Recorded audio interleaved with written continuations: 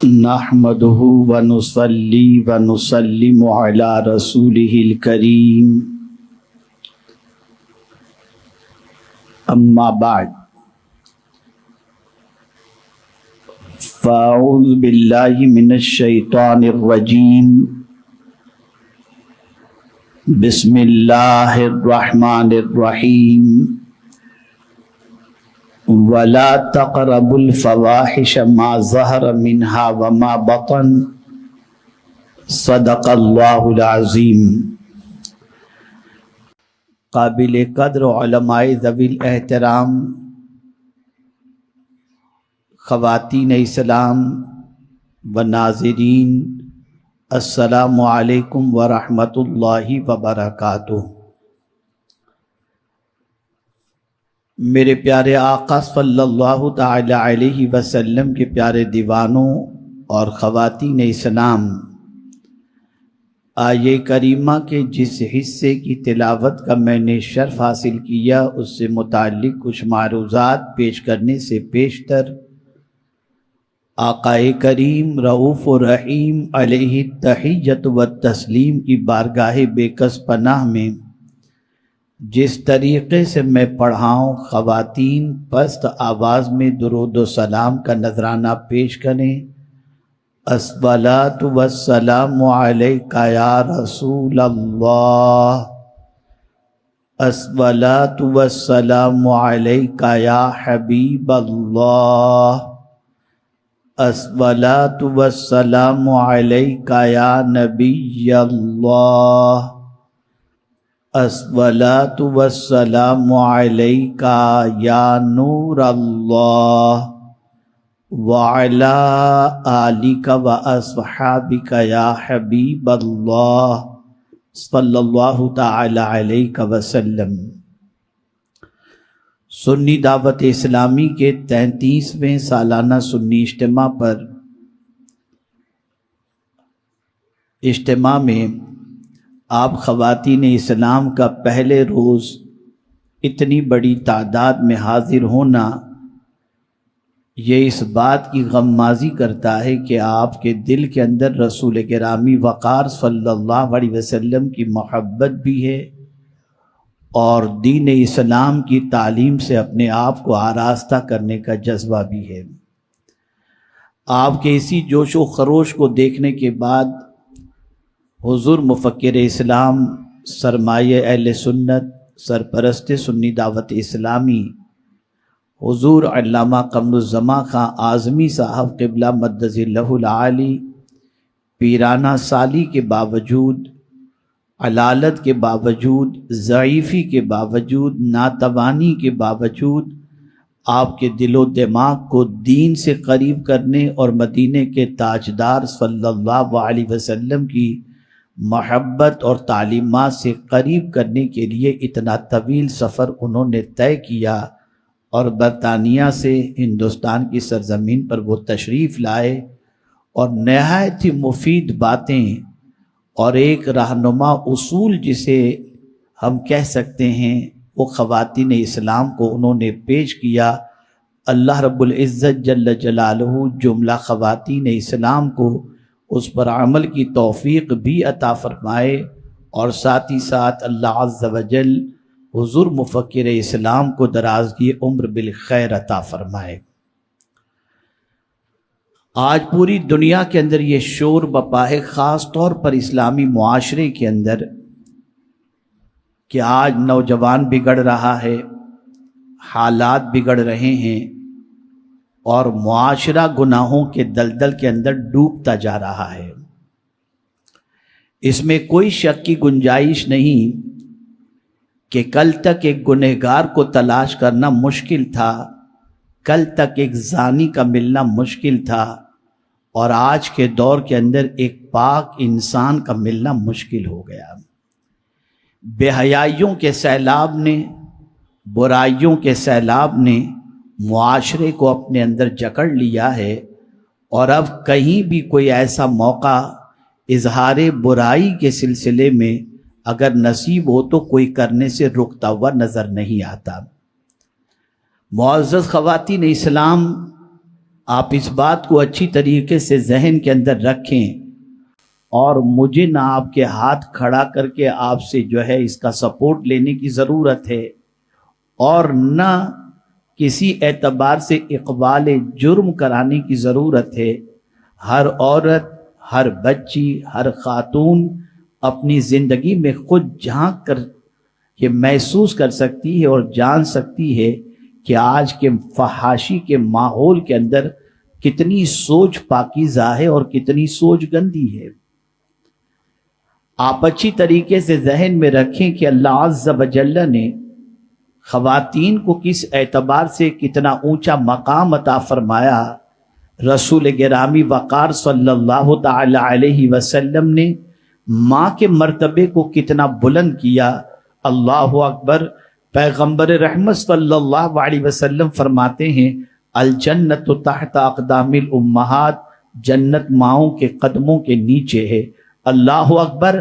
جب تک ایک ماں کو اس چیز کا احساس تھا کہ میرے بچے کو جنتی بنانا یہ میری رسپانسبلٹی ہے، تو اس کی وجہ سے وہ ماں اپنے کردار کا بھی خیال کرتی، اپنی صبح و شام کا بھی خیال کرتی، اپنی پاکیزگی کا بھی خیال کرتی اور اپنے دامن عفت کا بھی خیال کرتی۔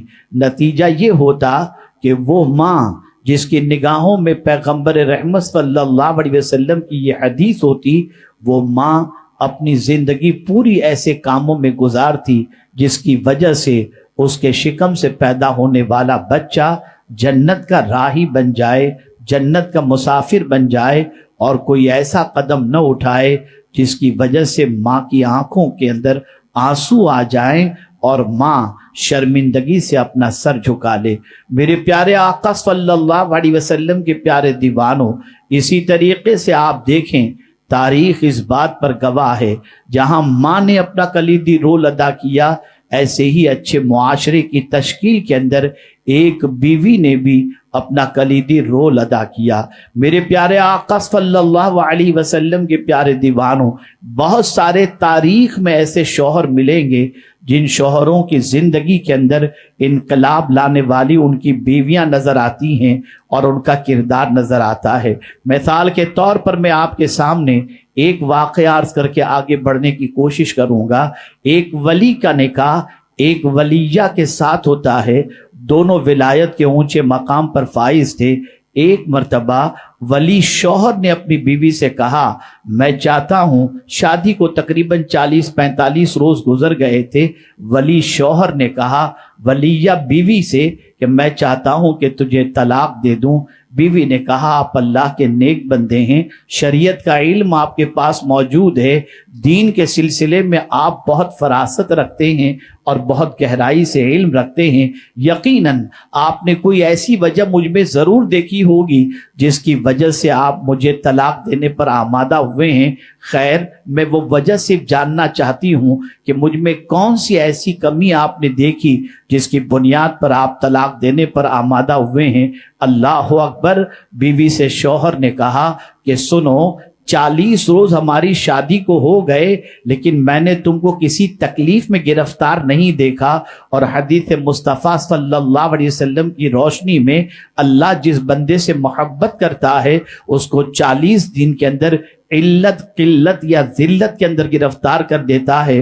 میں نے 40 روز میں تمہیں کسی تکلیف میں نہیں دیکھا۔ بیوی ولیہ تھی، کمرے میں بلاتی ہے اور اپنا قمیض پیچھے سے اٹھا کر دکھاتی ہے تو وہاں پر ایک بہت بڑا سوراخ تھا اور بہت بڑا پھوڑا تھا جس کے اندر سے کیڑے رس رہے تھے۔ شوہر نے دیکھا تو آنکھیں کھلی کی کھلی رہ گئی۔ بیوی سے فرمانے لگے یہ تکلیف تمہیں تھی، تم نے مجھے بتایا کیوں نہیں؟ بیوی برجستہ جواب میں کہتی ہے وجہ یہ تھی کہ اگر میں آپ کو بتا دی تو آپ میری محبت میں کہیں یاد الہی سے غافل ہو جاتے، اس لیے میں نے چاہا کہ میں اپنی تکلیف کو چھپاؤں تاکہ آپ رب کی یاد کے اندر اپنے وقت کو زیادہ گزار سکیں. یہ کیفیات تھیں ان عورتوں کی, یہ کیفیات تھیں ان اللہ کی نیک بندیوں کی. اسی طریقے سے قرآن مقدس میں آپ دیکھیں حضرت ایوب علیہ السلام کے واقعے کو دیکھیں, وہاں بھی بیوی کا کلیدی رول نظر آتا ہے.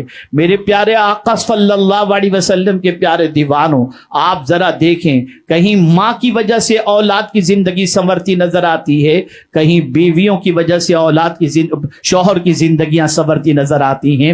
میں نے ابھی کچھ دنوں پہلے ایک واقعہ عرض کیا تھا, اللہ اکبر, ایک بیوی جو بہت پرہیزگار تھی, نمازی تھی, تہجد گزار تھی, لیکن شوہر کی پوزیشن بڑی عجیب تھی. وہ سگریٹ پینے والا, وہ تمباکو کھانے والا, بمشکل تمام عشاء پڑھنے والا, عبادت سے غفلت کرنے والا تھا, لیکن عورت اپنے شوہر کی اصلاح کی کوشش کر رہی تھی. لیکن وہی عورت رات کو جب اٹھتی ہے تو اٹھ کر کے کہتی ہے, اے اللہ, اللہ اکبر. آپ ذرا دیکھیں اس کی دعا کے کلمات, وہ اپنے رب کی بارگاہ میں عرض کرتی ہے, اے میرے پروردگار, تجھے اس محبت کا واسطہ جو تجھے مجھ سے ہے, بس اتنا کہنا تھا.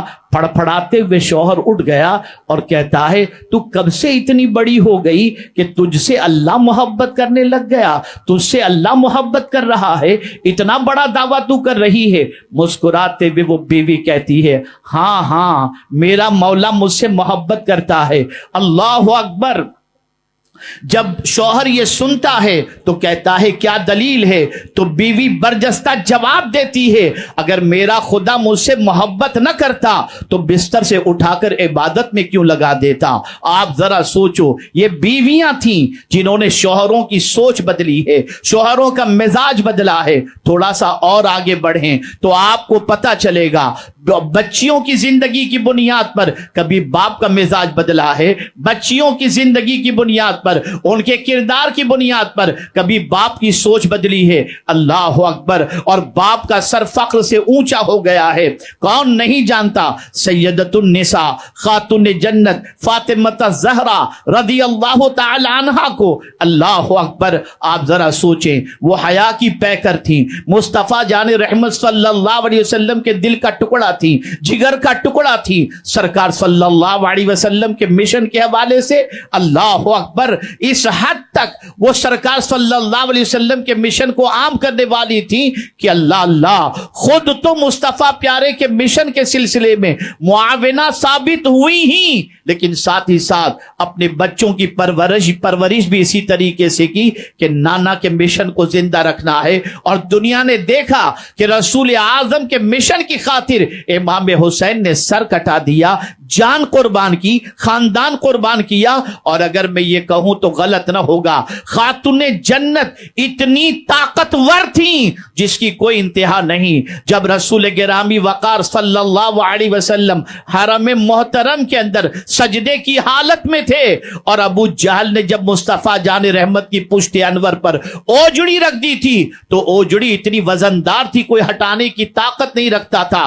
لیکن خاتون جنت گئیں اور جا کر کے اس اوجڑی کو مصطفیٰ پیارے کی پشت انور سے ہٹا کر ان ظالموں کے حوالے سے کچھ کلمات کہے. آپ ذرا سوچو, یہ خاتون جنت رضی اللہ تعالی عنہا ہیں, اللہ کے رسول صلی اللہ علیہ وسلم کے مشن کے اندر کس طریقے سے مصطفیٰ جان رحمت صلی اللہ علیہ وسلم کو سپورٹ کرتی نظر آتی ہیں.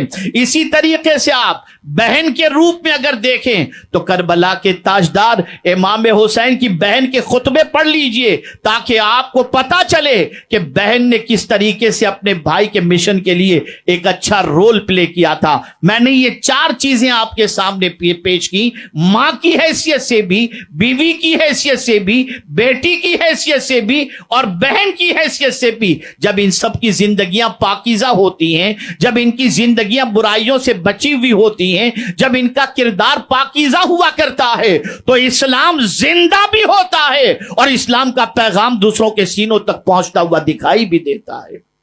دنیا نے محسوس کر لیا کہ پروڈکشن یہاں سے ہوتا ہے. ماں کی گود کو آپ پوری دنیا کے دانشوروں کی زبان سے یہ سن سکتے ہیں کہ ماں کی گود بچے کے لیے سب سے پہلی یونیورسٹی ہوتی ہے. اسی ماں کی گود کو اسی خاتون کو دنیا نے آوارہ بنانے کا پلان کیا تاکہ زمین کے اوپر کوئی نیکی کرنے والا نظر نہ آئے، زمین کے اوپر کوئی پاکیزہ کردار کا مالک نظر نہ آئے، زمین کے اوپر کوئی اچھا انسان نظر نہ آئے۔ اس لیے ابتدا عورت سے کی گئی، عورت کو بہکانے کی کوشش کی گئی، عورت کو آوارگی کے راستے پہ لگانے کی کوشش کی گئی۔ العیاذ باللہ۔ اے خاتون جنت کی کنیزو، کان کھول کر اچھی طریقے سے سن لو، اگر گناہوں کی دہلیز پر قدم رکھا گیا، اگر برائیوں کے دلدل کے اندر گھسنے کی کوشش کی گئی، تو صرف یہ نہیں کہ دنیا برباد ہوگی بلکہ آخرت بھی برباد ہوگی۔ اسی لیے قرآن نے واضح طور پر فرمایا وَلَا تَقْرَبُوا الْفَوَاحِشَ مَا ظَهَرَ مِنْهَا وَمَا بَطَنَ۔ اللہ عز و جل ارشاد فرماتا ہے، اور بے حیائیوں کے پاس نہ جاؤ جو ان میں کھلی ہیں اور جو چھپی ہیں۔ اللہ اکبر۔ بے حیائی جس کسی کے اندر آ جائے اس کی وجہ سے معاشرہ بھی برباد ہوتا ہے، خاندان بھی برباد ہوتا ہے، اور نسلیں بھی برباد ہوتی ہیں۔ آج معاشرے کا جائزہ لیا جائے تو بے حیائی اتنی شباب پر ہے کہ العیاذ باللہ۔ قرآن نے منع فرمایا کہ کھلی ہوئی بے حیائی کے بھی قریب مت جاؤ اور چھپی ہوئی بے حیائی کے قریب بھی مت جاؤ۔ میرے پیارے آقا صلی اللہ تعالی علیہ وسلم کے پیارے دیوانوں، اسی کے ساتھ قرآن مقدس میں اللہ عز و جل نے فرمایا وَلَا تَقْرَبُوا الزِّنَا إِنَّهُ كَانَ فَاحِشَةً وَسَاءَ سَبِيلًا، اور زنا کے قریب بھی مت جاؤ کہ بے شک یہ بے حیائی ہے اور برا راستہ ہے۔ آپ ذرا سوچو، معاشرے کا جائزہ لو۔ آج ہماری سوسائٹی کے اندر غربت کی چکی میں پیسی جانے والی بہت ساری عورتوں کو اور بہت ساری بچیوں کو زنا کی دہلیز پر لے جانے والی دلال عورتیں بھی ملیں گی، جو ان کی کمائی کے ذریعے اپنا پیٹ بھی پالتی ہیں اور ساتھ ہی ساتھ عیش قدوں کو تعمیر بھی کرتی ہیں۔ وہ خواتین جو غربت کی چکی میں پیسے جانے کی وجہ سے بد کرداری کے دروازے پر، برائیوں کے دروازے پر پہنچ کر اپنے جسم کو گناہ سے آلودہ کر لیتی ہیں، میں ان سے پوچھنا چاہتا ہوں، اے خواتین اسلام، تاریخ کے اوراق الٹ کر کے دیکھیں، آپ کو بے شمار ایسی اللہ کی بندیاں ملیں گی جو غربت کی چکی میں پیسی جاتی تھیں لیکن کبھی ان کے دامن کو کوئی گناہ سے آلودہ نہ کر سکا۔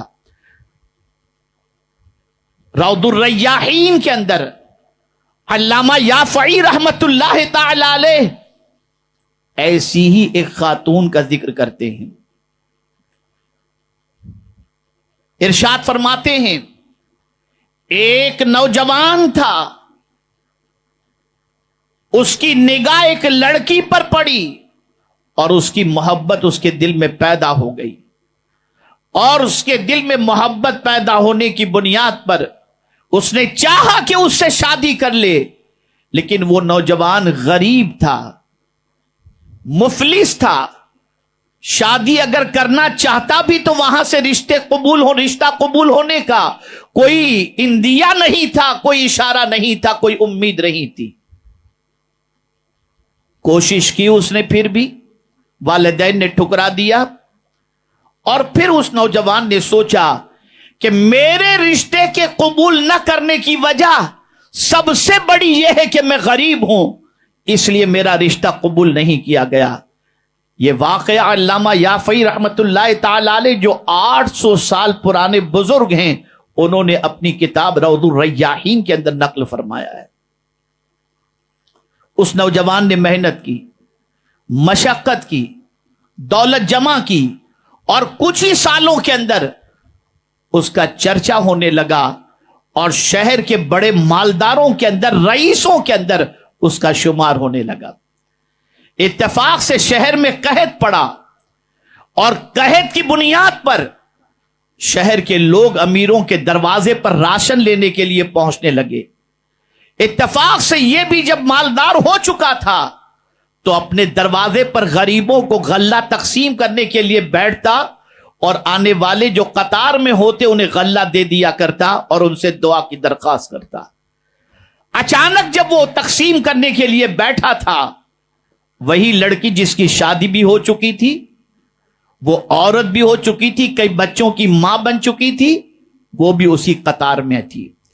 جیسے ہی اسے دیکھا پرانی محبت لوٹ آئی اور اس کے دل میں اس عورت کو پانے کا جذبہ پیدا ہوا، اور اس نے یہ سوچا کہ آج اس کی مجبوری کا فائدہ اٹھا کر میں بھرپور اسے دولت بھی دوں گا اور میری پرانی محبت کو میں پورا کرنے کی کوشش کروں گا۔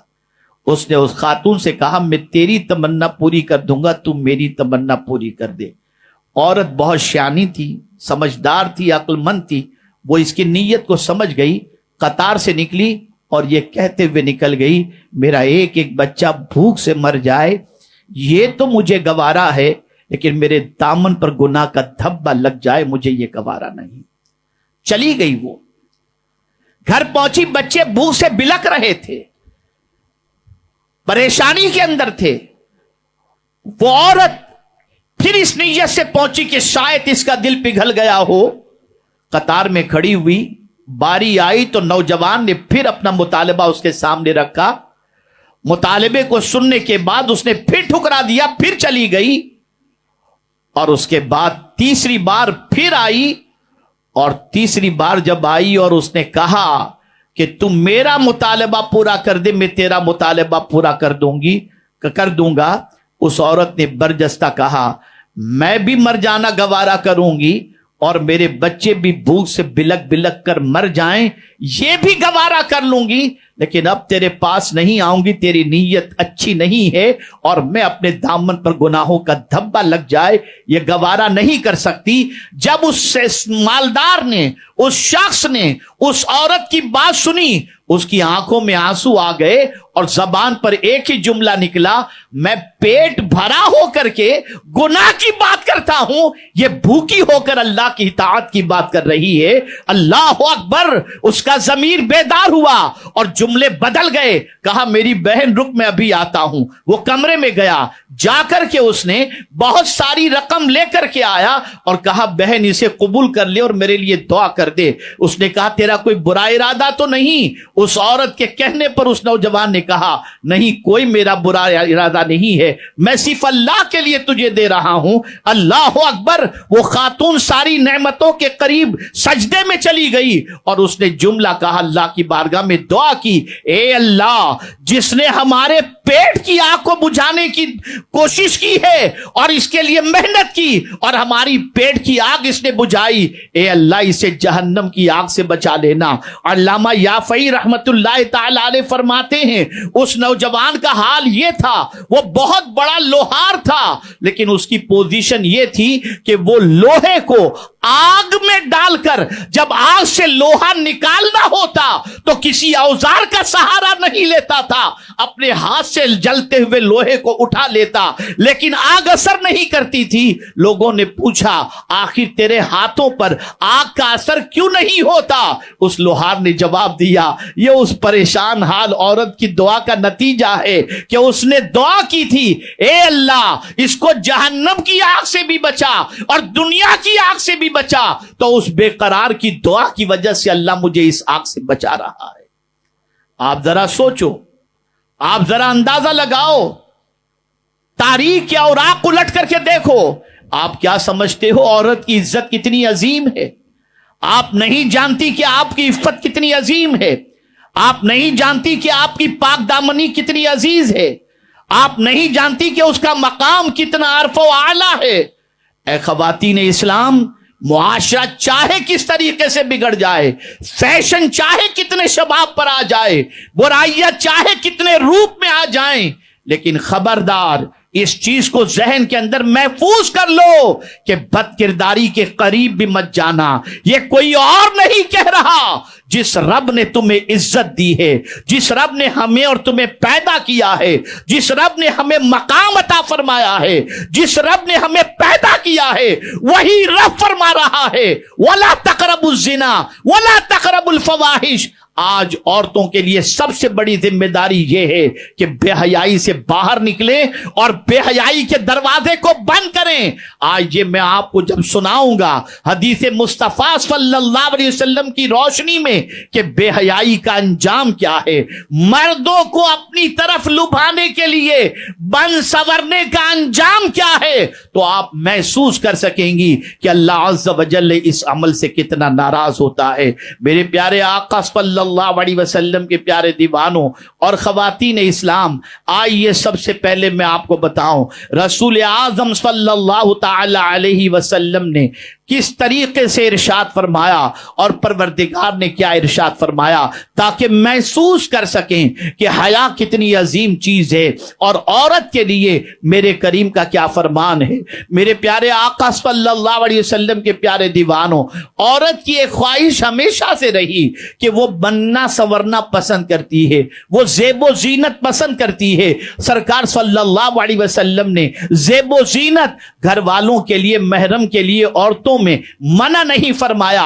لیکن آج سوچ بدل چکی ہے. آج کی عورتوں کا حال یہ ہے کہ شوہروں کے لیے تو نہیں سنورتی، باہر جب شاپنگ کے لیے جانا ہوگا تو میک اپ کر کے جائیں گی، خوشبو لگا کر کے جائیں گی، دوسروں کو اٹریکٹ کرنے کے لیے جائیں گی، لیکن گھر کے اندر بننے سنورنے کے لیے ان کے پاس وقت نہیں ہے. قرآن کہتا ہے وَقَرْنَ فِي بُيُوتِكُنَّ وَلَا تَبَرَّجْنَ تَبَرُّجَ الْجَاهِلِيَّةِ الْأُولَى، اور اپنے گھروں میں ٹھہری رہو اور بے پردہ نہ ہو جیسے اگلی جاہلیت کی بے پردگی. اللہ اکبر. میرے پیارے آقا صلی اللہ علیہ وسلم کے پیارے دیوانوں، خواتین اسلام، کسی مرد کو اپنی طرف لبھانے کے لیے بننا سنورنا یہ بہت خطرناک عمل ہے. حدیث میں ایسی عورتوں کو بدترین عورت بلکہ منافق قرار دیا ہے جو اپنی زینت کو اجنبی مردوں کے سامنے ظاہر کرتی پھرتی ہیں. رسول اعظم صلی اللہ علیہ وسلم نے فرمایا اللہ اکبر، تمہاری عورتوں میں سب سے زیادہ بری وہ عورتیں ہیں جو اپنی زینت کو ظاہر کرنے والی اور تکبر کرنے والی ہوں، وہ منافق ہیں. یہ کوئی اور نہیں کہتا، مدینے کے تاجدار صلی اللہ علیہ وسلم فرماتے ہیں. اور ارشاد فرمایا ان المنافقون فی الدرک الاسفل من النار. آپ جانتے ہیں منافق کا ٹھکانہ جہنم کا سب سے نچلا طبقہ ہے. میرے پیارے آقا صلی اللہ علیہ وسلم کے پیارے دیوانوں، رسول اعظم صلی اللہ علیہ وسلم نے ارشاد فرمایا، حضرت میمونہ بنت سعد رضی اللہ تعالی عنہ جو رسول اعظم صلی اللہ علیہ وسلم کی خادمہ تھی، وہ نبی اکرم صلی اللہ علیہ وسلم کا ایک ارشاد نقل فرماتی ہیں. وہ فرماتی ہیں وہ عورت جو اپنے اہل کے علاوہ دوسروں کے لیے زینت اختیار کرتی ہے، قیامت کے دن تاریکی میں ہوگی، اندھیری میں ہوگی، اندھیرے میں ہوگی، اور اس کے لیے کوئی روشنی نہیں ہوگی، کوئی نور نہیں ہوگا. میرے پیارے آقا صلی اللہ علیہ وسلم کے پیارے دیوانوں، ان عورتوں کو سبق سیکھنا چاہیے جو عورت اس لیے بنتی سنورتی ہیں تاکہ مرد اس کی طرف مائل ہوں، مرد کو اٹریکٹ کرنے کے لیے، مرد کو امپریس کرنے کے لیے اور مرد کو اپنی طرف مائل کرنے کے لیے. یعنی مرد سے مراد شوہر کی بات نہیں کر رہا، غیر مردوں کی بات میں کر رہا ہوں. ان کو اپنی طرف مائل کرنے کے لیے جو عورتیں بنتی سنورتی ہیں وہ اپنی دنیا بھی برباد کر رہی ہیں اور آخرت بھی برباد کر رہی ہیں. اب اگر ایک حدیث میں آپ کو سناؤں گا تو اس حدیث کے تیور سے، انداز سے اور جلال سے آپ سمجھ جائیں گی کہ ایسی عورتوں کے لیے مصطفیٰ جان رحمت صلی اللہ علیہ وسلم نے کیا فرمایا. آقا کریم صلی اللہ علیہ وسلم نے ارشاد فرمایا. حضرت عبداللہ ابن عباس رضی اللہ تعالیٰ عنہ فرماتے ہیں رسول اعظم نے عورتوں کی مشابہت اختیار کرنے والے مردوں پر اور زیب و زینت کا اظہار کرنے والی عورتوں پر لعنت فرمائی ہے، لعنت فرمائی ہے۔ لعنت کا کیا مطلب ہوتا ہے؟ اللہ کی رحمت سے دور، اللہ کی رحمت سے دور۔ آپ ذرا سوچو آج ہمارا معاشرہ کس طرف جا رہا ہے، آج ہماری بچیوں کا حال کیا ہے، آج خواتین اسلام کا حال کیا ہے۔ اسی کے ساتھ ساتھ ایک اور بیماری بھی چل رہی ہے، اور وہ بیماری ہے مردوں کے ساتھ تنہائی میں ملنا۔ یہ کوئی معمولی جرم نہیں ہے، یہ بہت بڑا جرم ہے۔ حضرت عبداللہ ابن عباس رضی اللہ تعالی عنہ نبی اکرم صلی اللہ علیہ وسلم کا یہ ارشاد نقل فرماتے ہیں، کوئی شخص ہرگز کسی عورت کے ساتھ خلوت اختیار نہ کرے اور نہ ہی کوئی عورت بغیر محرم کے سفر کرے۔ ایک روایت میں ہے حضرت ابو امامہ رضی اللہ تعالی عنہ نبی اکرم صلی اللہ علیہ وسلم کا یہ ارشاد نقل فرماتے ہیں، عورتوں کے ساتھ خلوت اختیار کرنے سے بچو، یعنی تنہائی اختیار کرنے سے بچو۔ قسم اس ذات کی، یہ حضور فرماتے ہیں، قسم اس ذات کی جس کے قبضے میں میری جان ہے، کوئی شخص جب کسی عورت کے ساتھ خلوت میں ہوتا ہے تو شیطان ضرور ان کے درمیان داخل ہوتا ہے، اور کسی شخص کا مٹی یا کیچڑ کے ساتھ خلط ملط ہونے والے خنزیر سے چپک جانا اس کے لیے اس سے بہتر ہے کہ اس کے کندھے کسی عورت کے ساتھ لگیں۔ اندازہ لگائیے، غور کیجئے، آپ رحمت عالم صلی اللہ علیہ وسلم کے فرامین کو پیش نظر رکھیں اور آج کے ماحول کا جائزہ لیں۔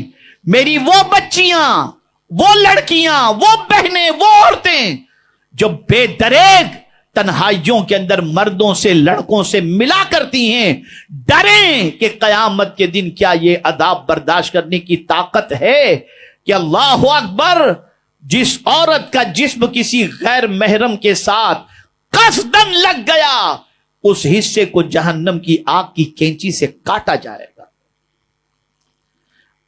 خواتین اسلام، اب آئیے میں آپ کو بتاؤں، رسول گرامی وقار صلی اللہ تعالی علیہ وسلم نے بدکاری سے متعلق، زنا سے متعلق، جو کہ اب عام ہوتا جا رہا ہے، اتنا بڑھتا جا رہا ہے، معاشرے میں اتنا بڑھتا جا رہا ہے کہ العیاذ باللہ، اور قرآن کی روشنی میں یہ بات ذہن کے اندر رکھ لیں اور اچھی طریقے سے رکھ لیں، جب تک کہ عورت نہ چاہے مرد زنا نہیں کر سکتا الا ماشاء اللہ۔ عورت کی کسی حد تک نرمی، خواہش اور لچک پن جب ہوتا ہے تب زنا کی طرف آدمی مائل ہوتا ہے۔ پہلے زنا کی طرف مائل ہونے والی عورت ہوتی ہے یا مائل کرنے والی وہ ہوتی ہے۔ اللہ اکبر۔ اور اس کو سمجھنا ہے تو قرآن کی روشنی میں سمجھیں۔ اللہ عز و جل نے جب چوری کا ذکر کیا تو پہلے مرد کا ذکر کیا اور فرمایا وَالسَّارِقُ وَالسَّارِقَةُ فَاقْطَعُوا أَيْدِيَهُمَا، چوری کرنے والے اور چوری کرنے والی دونوں کا ہاتھ کاٹ دیا جائے۔ لیکن جب زنا کی بات آئی تو مرد سے ذکر شروع نہیں کیا بلکہ عورت سے ذکر شروع کیا اور فرمایا الزانیۃ والزانی۔ آپ ذرا سوچو، اندازہ لگاؤ، کسی کے دل میں برا خیال پیدا نہ ہو، اس کے لیے بات کے اندر بھی لہجہ کڑک ہونا چاہیے۔ رسول اعظم صلی اللہ علیہ وسلم نے خواتین اپنے گھر کی عورتوں کو قرآن کی روشنی میں بتایا فلا تخضعن بالقول، واضح طور پر فرمایا کہ لچکدار لہجے کے اندر مردوں سے غیر مردوں سے بات نہیں کرنی چاہیے. میں کیا بتاؤں، آج تو مرد عورتوں کے دھکوں سے بچنا چاہتا ہے، لیکن العیاذ باللہ ہماری عورتوں کا حال یہ ہے کہ انہیں کوئی پرواہ نہیں کس کا دھکا لگ رہا ہے اور کس کا نہیں لگ رہا. بچو، قیامت کے عذاب کو پیش نظر رکھو. میرے پیارے آقا صلی اللہ علیہ وسلم کے پیارے دیوانوں، یہ نہ تصور کیا جائے کہ زنا کرنے سے مرنے کے بعد ہی عذاب ہوگا. میں آپ کو رسول اعظم صلی اللہ علیہ وسلم کا ارشاد سنا دوں. زنا کی وجہ سے کون سے 6 نقصانات ہوتے ہیں، جن میں سے 3 دنیا کے اندر اور 3 آخرت میں. حضرت حذیفہ ابن یمان رضی اللہ تعالیٰ عنہ سے مروی ہے، رسول اعظم صلی اللہ علیہ وسلم نے فرمایا، یا معشر المسلمین ایاکم والزنا، اے مسلمانوں زنا سے بچو. فإن فیہ 6 خصال، اس میں 6 نقصانات ہیں. زنا میں 6 نقصانات ہیں. آقا کریم صلی اللہ علیہ وسلم نے فرمایا 3 دنیا میں اور 3 آخرت میں. دنیا کے 3 نقصانات یہ ہیں. پہلا ہی نقصان سن کر کے خواتین اسلام سمجھ جائیں کہ آج بہت زیادہ میک اپ کی، سب اس میں گرفتار نہیں ہیں، لیکن یہ میک اپ کا رواج اتنا جو عام ہو گیا، اور لاکھوں روپے جو بیوٹی پارلر کے اندر اور یہ ساری چیزوں میں جو خرچ ہوتے ہیں، اس کی وجہ کیا ہے آپ دیکھ لیں. اللہ اکبر. رسول اعظم صلی اللہ علیہ وسلم نے فرمایا دنیا کے 3 نقصانات یہ ہیں کہ زنا کرنے والے کے چہرے کی رونق ختم ہو جاتی ہے.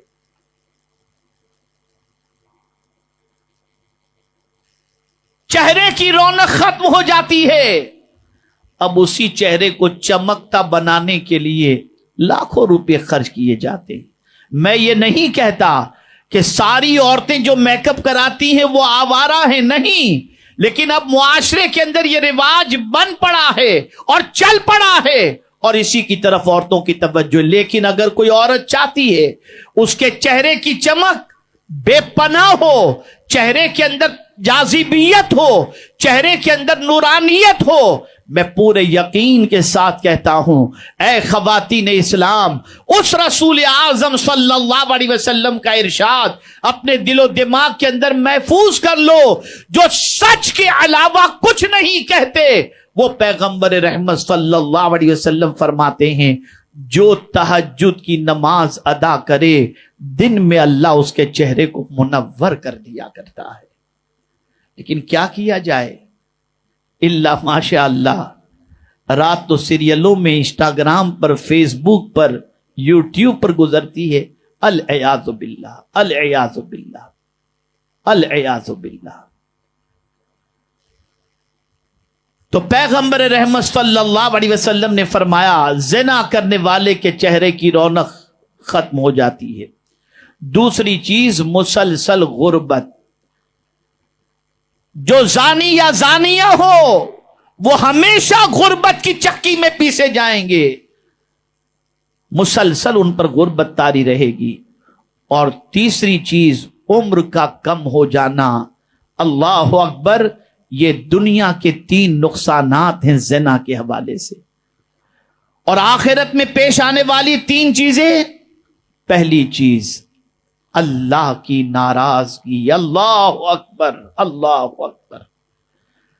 کس میں طاقت ہے کہ اللہ کی ناراضگی کو برداشت کر سکے؟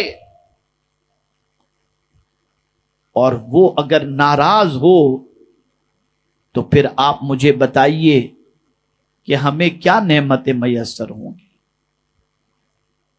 تو آخرت میں جو تکلیفیں آنے والی ہیں زنا کرنے والوں کو، ان میں سے پہلی تکلیف ہے اللہ کی ناراضگی. دوسری تکلیف برا حساب و کتاب. ان سے حساب بہت سخت لیا جائے گا اور حساب و کتاب کے اندر ان کی حالت بڑی خراب ہو جائے گی۔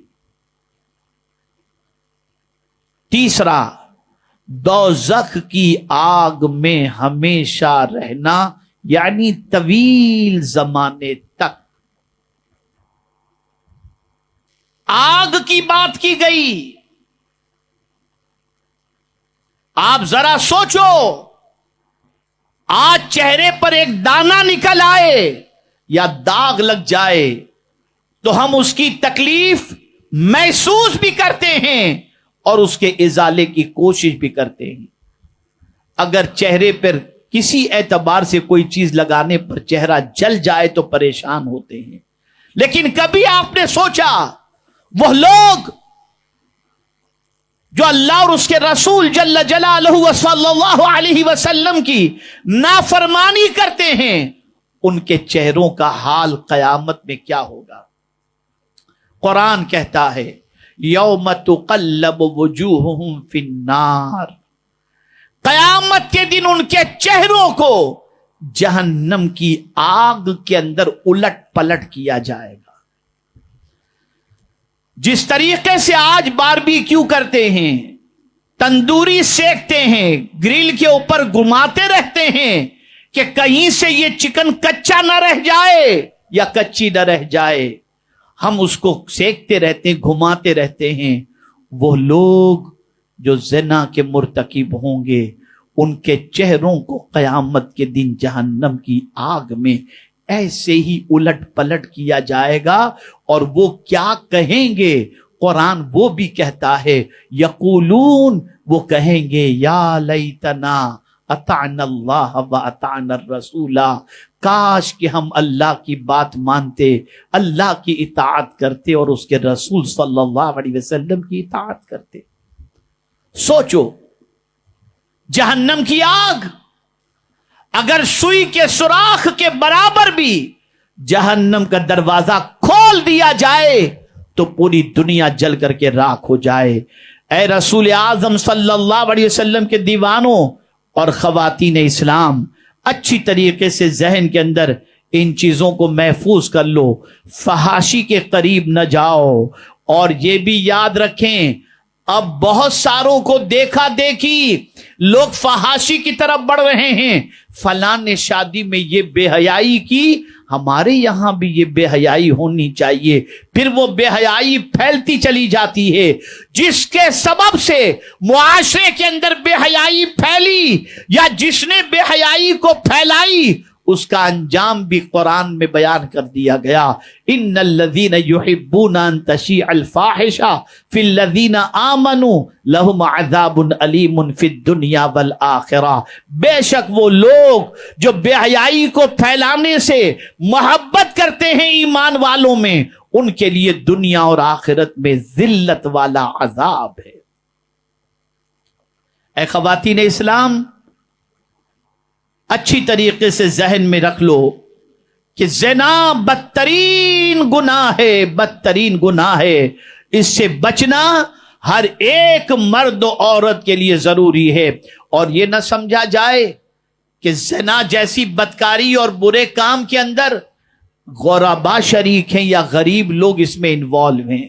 اب تو اللہ رحم و کرم فرمائے، اللہ رحم و کرم فرمائے۔ وہ لوگ جو بہت زیادہ خوشحال ہیں سیریل دیکھ کر، گندگی دیکھ کر، اب بے غیرت مرد اپنی بیویوں کو دوستوں کے حوالے کرتے ہیں اور اس طریقے سے زنا کو پروموٹ کرتے ہیں، اور حالات یہ بن چکے ہیں کہ اللہ رحم و کرم فرمائے پاکیزہ زندگی گزارنے کا جذبہ جیسے ختم ہو چکا ہے، اور دنیا شاید یہ سوچ رہی ہے کہ عیش کی زندگی گزار لیں۔ سن لو، کان کھول کر کے سن لو، یہ چند دنوں کی زندگی کو اگر گناہوں کے اندر گزارے تو اس کا انجام بہت سخت ترین ہوگا۔ آئیے میں آپ کو بتاؤں رسول گرامی وقار صلی اللہ تعالی علیہ وسلم نے کیا ارشاد فرمایا۔ آقا کریم صلی اللہ علیہ وسلم فرماتے ہیں جس قوم میں زنا اور سود عام ہو جائے اور لوگ اس میں کثرت سے مبتلا ہو جائیں تو وہ لوگ اپنے اوپر اللہ کے عذاب کو اتار لیتے ہیں. یعنی زنا کرنے والا خود اور زنا کرنے والی خود اللہ کے عذاب کو گویا کہ دعوت دے رہے ہیں. اے رسول اعظم صلی اللہ تعالی علیہ وسلم کے پیارے دیوانوں، زنا کی وجہ سے اللہ دعاؤں کو قبول بھی نہیں فرماتا. آقا کریم صلی اللہ علیہ وسلم نے یہ بھی ارشاد فرمایا، زنا ایمان کے منافی ہے. یعنی زنا کرنے والا جب زنا کے اندر ملوث ہوتا ہے تو اس کے سینے سے ایمان نکل جایا کرتا ہے. العیاذ باللہ. اب سب سے سخت ترین زنا کرنے والے کی سزائیں اسے سنیں اور اللہ عز و جل سے پناہ مانگیں. بخاری شریف کی ایک طویل حدیث میں آقا کریم صلی اللہ علیہ وسلم نے صحابہ کے سامنے جہنمیوں کے مختلف مناظر دیکھنے کا تذکرہ کیا. ان میں سے منظر ایک یہ بھی تھا. اللہ اکبر. رسول اعظم صلی اللہ علیہ وسلم فرماتے ہیں، مناظر دیکھتے دیکھتے دیکھتے سرکار فرماتے ہیں ہم ایک ایسے سوراخ تک پہنچے جو تنور کی طرح. آپ تنور سمجھتے ہوں گے، یہ تنور کی جو روٹی بنتی ہے نا، تو وہاں جو تنور کے اندر وہ کیا جاتا ہے، اندر سے بہت گہرا ہوتا ہے اور باہر سے سوراخ ہوتا ہے، اندر روٹیاں ڈالی جاتی ہیں اور پھر اس میں سے نکالا جاتا ہے. اللہ اکبر. رسول رحمت صلی اللہ علیہ وسلم فرماتے ہیں ہم ایک ایسے سوراخ تک پہنچے جو تنور کی طرح تھا، جس کا اوپر کا حصہ تنگ اور نچلا حصہ کشادہ تھا. تو ایسا ہی معاملہ ہوتا ہے، اوپر کا حصہ تنگ ہوتا ہے اور اندر کا حصہ کشادہ ہوتا ہے. سرکار فرماتے ہیں اس کے نیچے آگ سلگ رہی تھی. جب آگ کی لپیٹ قریب ہوتی یعنی بھڑکتی تو وہ لوگ جو اس سوراخ کے اندر تھے وہ سوراخ کے اوپر آ جاتے ہیں، یہاں تک کہ نکلنے کے قریب ہو جاتے، اور جب آگ بجھ جاتی تو دوبارہ پھر اس میں لوٹ جاتے، اور اس میں ننگے مرد اور عورتیں تھیں. ہے عذاب برداشت کرنے کی طاقت. بہت بے حیائی پھیلائی جا رہی ہے اور زنا کو بالکل کامن کیا جا رہا ہے. یاد رکھیں اس بدکاری کی سزا برداشت کرنا نہ کسی مرد کے بس میں ہے نہ کسی عورت کے بس میں.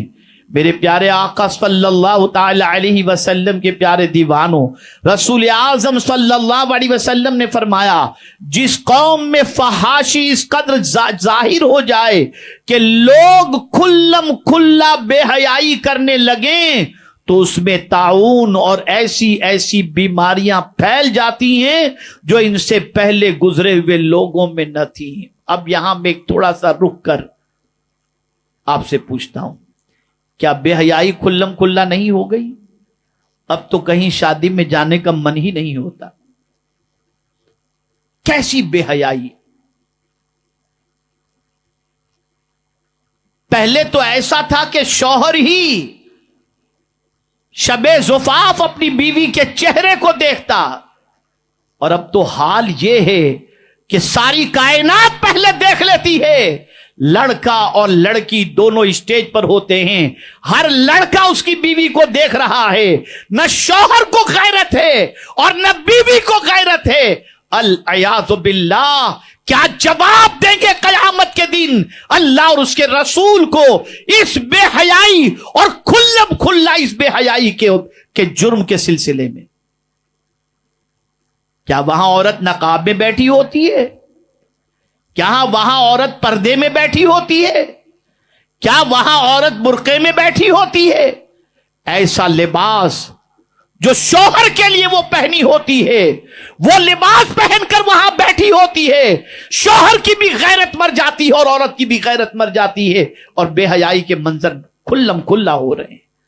اب یہ تو بہت دور کی بات ہو گئی. نکاح کے بعد، نکاح سے پہلے دیکھیے العیاذ باللہ وہ بے حیائی کہ جس کی کوئی انتہا نہیں.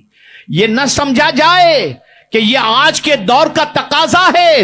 نہیں، ایک مسلمان عورت کی ذمہ داری یہی ہے کہ وہ طبیعت کی غلام نہ بنے، مصطفیٰ پیارے کی کنیز بن کر زندگی گزارے. ذرا تاریخ اٹھا کر کے دیکھو، مرگی فٹ جس کو کہتے ہیں نا، ایک خاتون حضور کی بارگاہ میں حاضر ہوئی، عرض کرتی ہیں یا رسول اللہ صلی اللہ تعالی علیہ وسلم، مجھے فٹ کی بیماری ہے، مرگی کی، سرکار اس کے لیے دعا فرمائیں۔ آقا کریم صلی اللہ علیہ وسلم نے فرمایا تو صبر کر تو تیرے لیے بہتر ہے۔ اس نے کہا حضور آپ فرماتے ہیں تو میں صبر کروں گی، لیکن توجہ سے سنیں، وہ خاتون کہتی ہے کہ حضور جب مجھے مرگی کا دورہ پڑتا ہے تو میں ہوش میں نہیں رہتی، مجھے پتہ نہیں ہوتا میری کیا حالت ہے، بس اتنی سی دعا کر دیں کہ جب مرگی کا دورہ پڑے تو میں بے پردہ نہ ہو جاؤں، میرا ستر نہ کھلے، سرکار بس یہ دعا کر دیجئے، اس لیے کہ اس وقت میرے اختیار میں کچھ نہیں ہوتا۔ سرکار نے دعا بھی فرمائی، اور جب وہ نکلنے لگی اور جانے لگی سرکار کے پاس سے تو حضور نے فرمایا جس کسی کو جنتی عورت کو دیکھنا ہے وہ اس عورت کو دیکھ لے۔ ذرا سوچو، بیماری میں بھی بے پردگی پسند نہیں، اور آج میں کیا بتاؤں کیا وجہ ہے کہ نیک بچے جنم نہیں لے رہے، کیا وجہ ہے کہ باکردار بچے جنم نہیں لے رہے، کیا وجہ ہے کہ معاشرے میں عزت سر بلند کرنے والے بچے جنم نہیں لے رہے؟ اس لیے کہ جب ماں کی گود ہی بگڑ جائے تو پھر بچوں کی زندگی اچھی نہیں ہوا کرتی۔ یہاں ایک اور بات میں آپ کے سامنے پیش کر دوں، اے خواتین اسلام، یہ بات بہت پتے کی ہے جسے سمجھنا ضروری ہے۔ تھوڑی سی دولت آئی،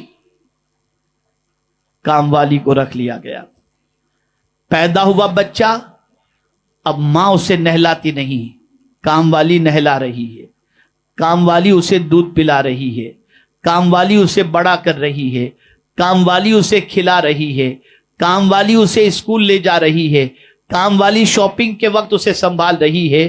میں پوچھتا ہوں اس بچے کو ماں کا پیار ملے گا کب؟ کیا خالی دنیا کو یہ بتانا ہے کہ ہم ماں ہیں اور اسے اپنی ممتا نہیں دینی، اپنا پیار نہیں دینا؟ جب اس کی بنیادی ضرورت پیار کی ماں کی گود سے پوری نہیں ہوتی تو پھر یہی بچہ پیار تلاش کرنے بھٹکتا رہتا ہے۔ اے خدا کی بندیوں، خیال کرو، یہ چند دنوں کی زندگی ہے، کب موت آئے گی پتہ نہیں، اور قبر و حشر کے بارے میں ہم کچھ نہیں جانتے۔ اللہ عز و جل سب کے حال پر کرم کی نظر فرمائے۔ بہت سارے ارشادات ہیں جس کے حوالے سے میں کچھ کہنا چاہتا تھا، لیکن میں نے گھڑی پر جب نظر کی تو محسوس ہوا کہ وقت اتنی اجازت نہیں دیتا کہ میں مزید اس پر کچھ گفتگو کر سکوں اور آپ کو کچھ باتیں پہنچا سکوں، اس لیے کہ دور دراز سے آپ آئی ہیں اور آپ کو پھر پلٹ کر اپنے گھر تک پہنچنا ہے۔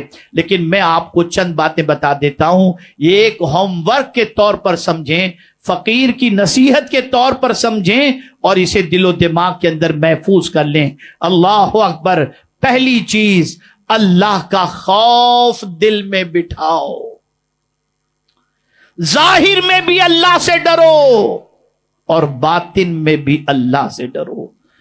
یہ نہیں کہ لوگوں کے سامنے اللہ سے ڈریں اور تنہائی میں گناہوں کا پہاڑ کھڑا کریں۔ اللہ سے ڈرو اور اللہ سے اپنا رابطہ مضبوط کرو۔ کس کے ذریعے؟ قرآن کے ذریعے اور اللہ کے ذکر کے ذریعے، اور گناہوں سے بچ کر اللہ کا قرب حاصل کرنے کی کوشش کرو۔ اللہ عز و جل سے ڈرو، قرآن پڑھو، اللہ کا ذکر کرو اور توبہ استغفار کرو۔ اسی طریقے سے حضور صلی اللہ علیہ وسلم سے سارے انسانوں سے زیادہ محبت کرو، حتیٰ کہ اپنی جان سے بھی زیادہ رسول اعظم صلی اللہ علیہ وسلم سے محبت کرو۔ اس محبت کو کیسے اپنے دل میں پیدا کیا جائے؟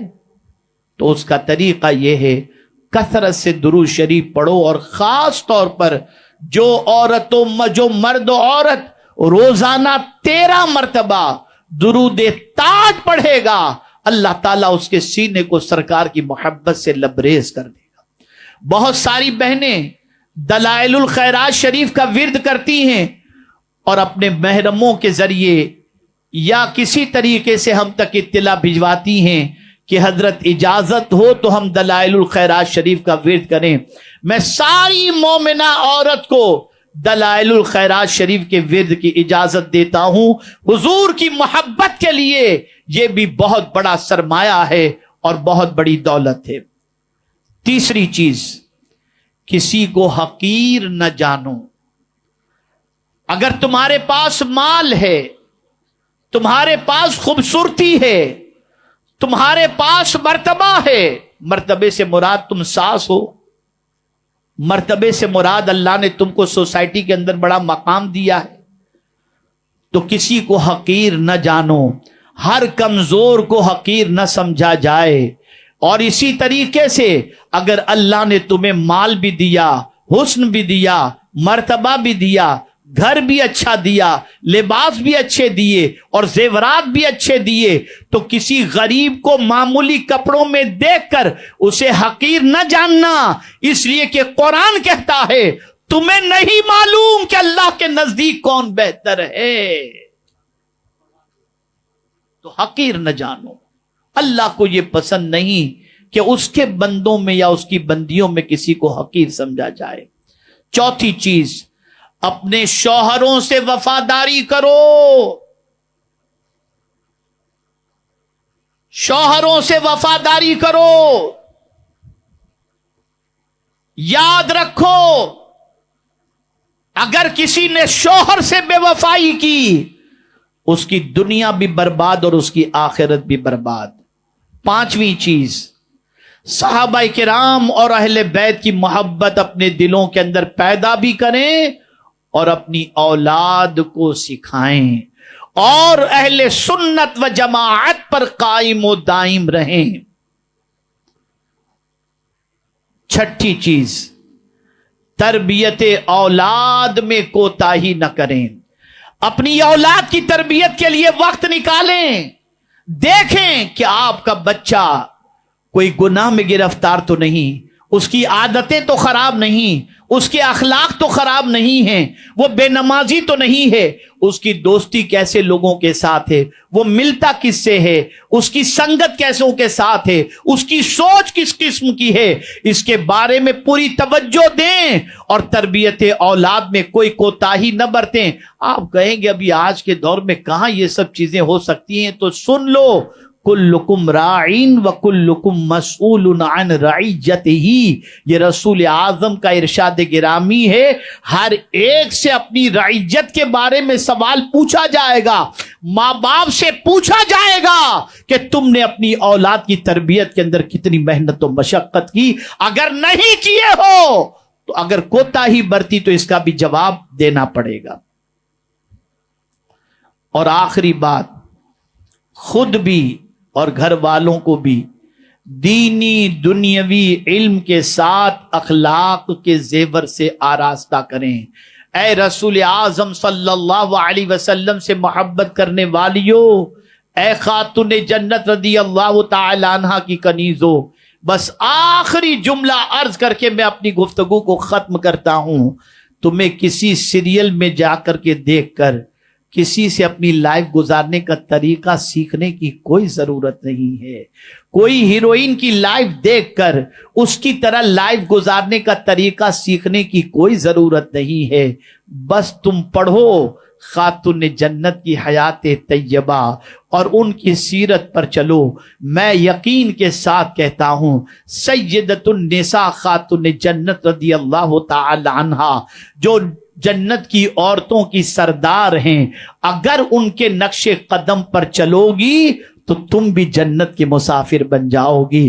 آج ہمارا مزاج بدل چکا. خاتون جنت کے طریقے پر چلنے کی بجائے ہیروئن کے طریقے پر چلنے کا شوق، हीरोइन के नक्शे कदम पर चलने के शौक ने तबाह कर दिया। क्या ये सच नहीं? कल तक जो घर सुकून का गहवारा था आज जहन्नम बन चुका है।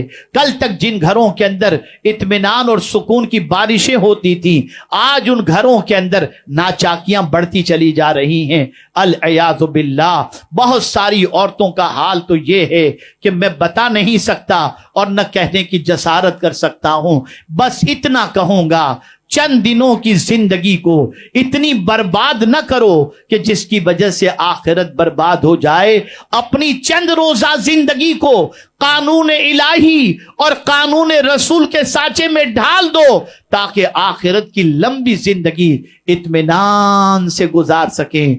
अल्लाह अज़्ज़ व जल आकाए करीम रऊफ और रहीम अलैहि तहियत व तस्लीम के सदक़ो तुफैल हम सबको कुरान और हदीस पर अमल करने की तौफीक अता फरमाए और हमारी बच्चियों को, ख़वातीन इस्लाम को सालिहात के नक्शे कदम पर चलने की तौफीक अता फरमाए, नेकियों पर चलने की तौफीक अता फरमाए और अपने वजूद को बेहयाई से, ज़िना से, बदकिरदारी से बचाने की तौफीक नसीब फरमाए। अल्लाह ताला खास करम की नजर फरमाए। वमा अलैना इल्लल बलागुल मुबीन। अस्सलामु अलैकुम व रहमतुल्लाहि व बरकातुहू।